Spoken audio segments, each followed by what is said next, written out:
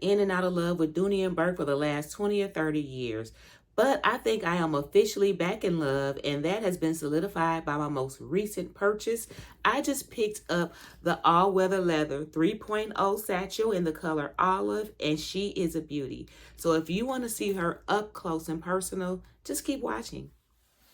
Hey sis, my name is Dre, and welcome to my channel. If you've been here before, welcome back.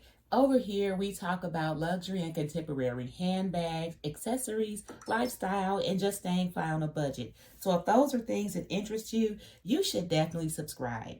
But today, I wanted to take some time to share with you guys the beauty that I just got the other day.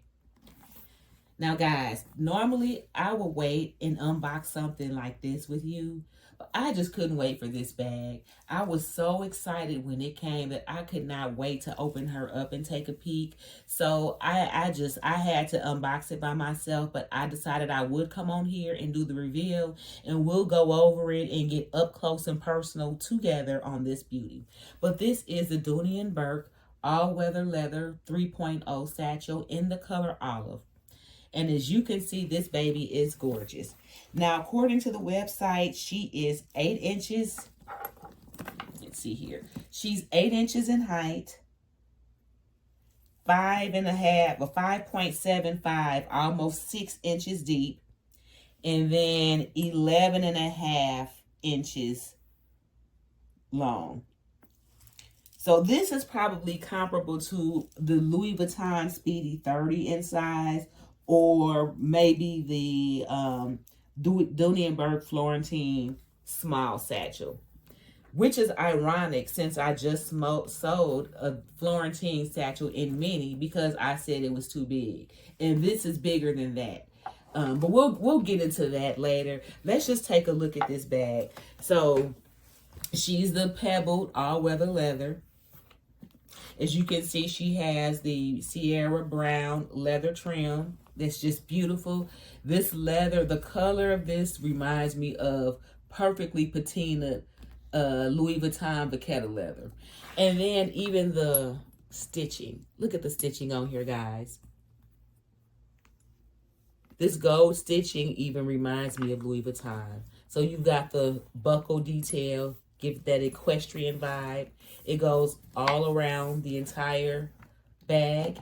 You got 2 leather tabs on the bottom with feet to protect her.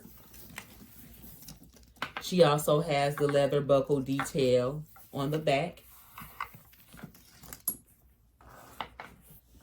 We look at the sides. We got 2 tassels. Now, unlike the Florentine leather, the tassels on this bag are leather on both sides and the same color. We want to pull this up so that you can see the pleating here. This is just beautiful. And look at that stitching. Just gorgeous. You've got the Sierra brown piping.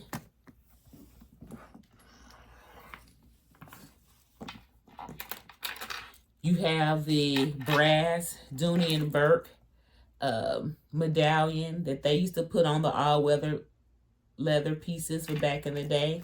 Thought that was a nice touch.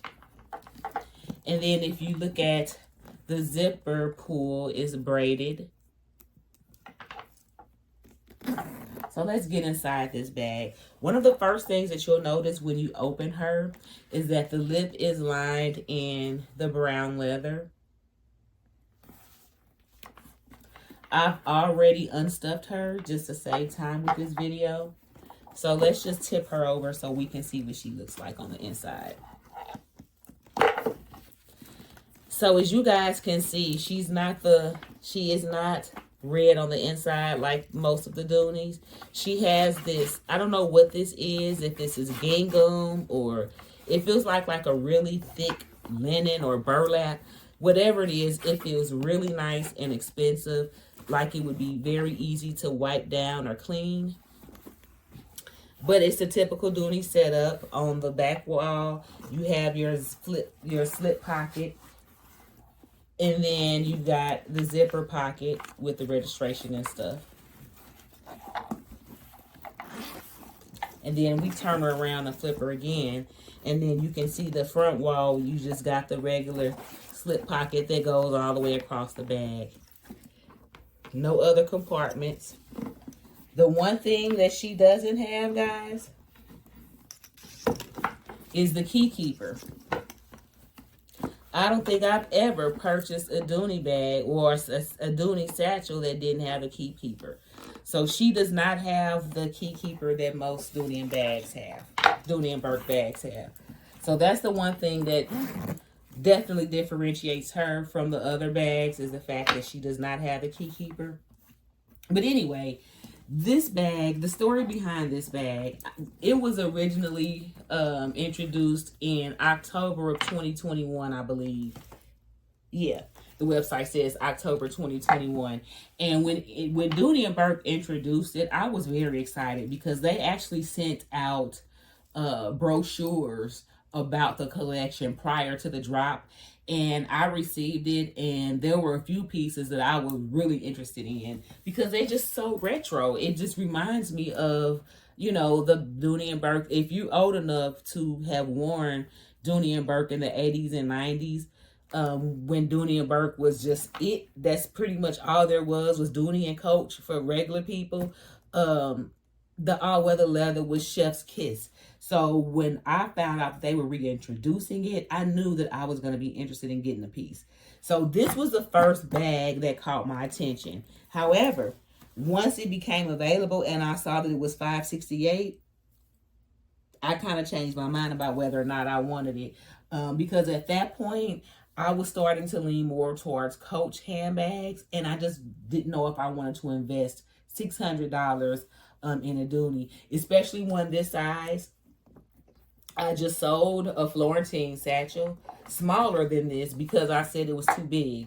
So the fact that I purchased a bag that's larger than what I would normally carry says a lot about what I think about just the aesthetic of this bag.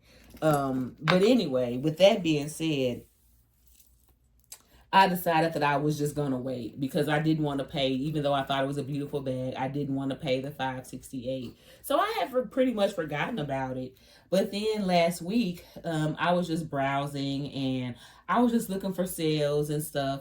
And something told me to go to the Dooney and Bourke website, and I saw that this bag was on sale at 30% off. So if you, and it's still available at 30% off right now. If you go to the website and use the code FRIEND, the $568 ends up being $397. So that's what I paid for her. I ended up getting her for $397. At that price, I figured it would be worth trying her out.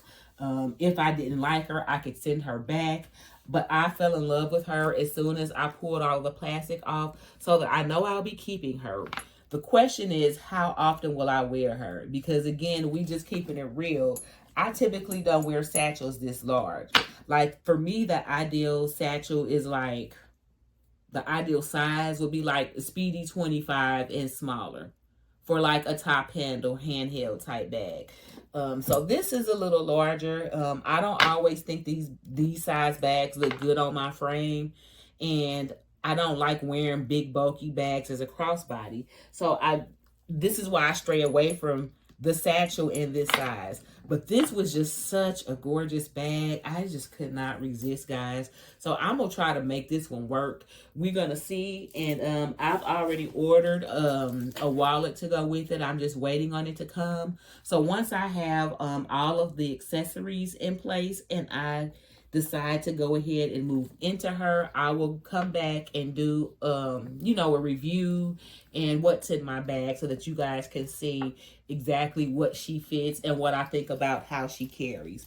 But she does come with this removable and adjustable shoulder strap. And this strap feels a little thicker than the straps that typically come with the Dooney and Bourke satchels. So I might actually try to wear this as a crossbody or a long shoulder strap at some point. That's obviously not my first preference because I am a top handle girl and I like carrying these type bags by the handle. But she's 2 pounds, according to the website. She is 2 pounds and 14 ounces empty. So imagine once you put your stuff in her, this girl is probably going to get really heavy. So I may keep this strap attached to her when I carry her, just in case I decide that I'm over carrying her in my arms and need a break. So we'll put her on. Now, she does not, this strap does not have the center removable piece like the newer Dooney and Bourke satchels, but it is adjustable and it has 5 adjustments. And of course, you can also use other straps. If you have other straps that go on this bag, like I have a couple of straps that I think I could use for this bag if I wanted, but I just think for the purpose of wearing it as a crossbody or long shoulder, the strap that it comes with is just fine. One last thing that I wanted to mention about this bag, or the leather, before I end the video, guys, is that this is not the all-weather leather from the 1980s.